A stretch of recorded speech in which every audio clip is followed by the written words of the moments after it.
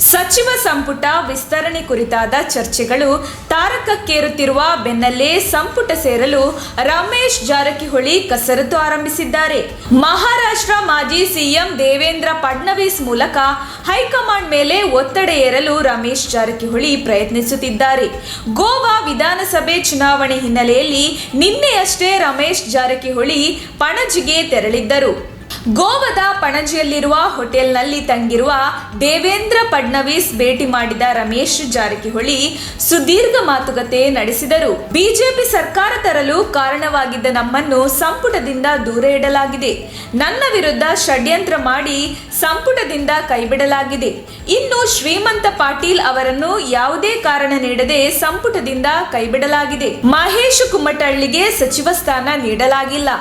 ಸರ್ಕಾರ ರಚನೆಯಲ್ಲಿ ಪಾತ್ರ ನಿರ್ವಹಿಸದೇ ಇದ್ದವರಿಗೆ ಸಚಿವ ಸ್ಥಾನ ನೀಡಲಾಗಿದೆ. ಅವರೆಲ್ಲ ಪವರ್ ಎಂಜಾಯ್ ಮಾಡುತ್ತಿದ್ದರೆ ನಾವು ಮಾತ್ರ ಹೊರಗಿದ್ದೇವೆ. ಹಾಗಾಗಿ ಈ ಬಾರಿ ಸಂಪುಟ ವಿಸ್ತರಣೆ ವೇಳೆ ನಮ್ಮನ್ನು ಪರಿಗಣಿಸಲು ಹೈಕಮಾಂಡ್ ನಾಯಕರ ಮನವೊಲಿಸುವಂತೆ ರಮೇಶ್ ಜಾರಕಿಹೊಳಿ ಫಡ್ನವೀಸ್ ಅವರಲ್ಲಿ ಕೇಳಿಕೊಂಡಿದ್ದಾರೆ ಎನ್ನಲಾಗಿದೆ.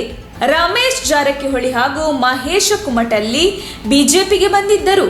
ಹೀಗಾಗಿ ದೇವೇಂದ್ರ ಫಡ್ನವೀಸ್ ಮೂಲಕವೇ ಹೈಕಮಾಂಡ್ ಅಂಗಳಕ್ಕೆ ತಮ್ಮ ಸಂದೇಶ ತಲುಪಿಸಲು ರಮೇಶ್ ಜಾರಕಿಹೊಳಿ ಯತ್ನಿಸುತ್ತಿದ್ದಾರೆ ಎನ್ನಲಾಗಿದೆ.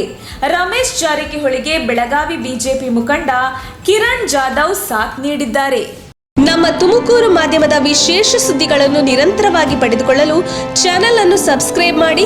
ಕ್ಷಣ ಕ್ಷಣದ ಸುದ್ದಿಗಳಿಗಾಗಿ www.nammathumakuru.com ಗೆ ಭೇಟಿ ನೀಡಿ.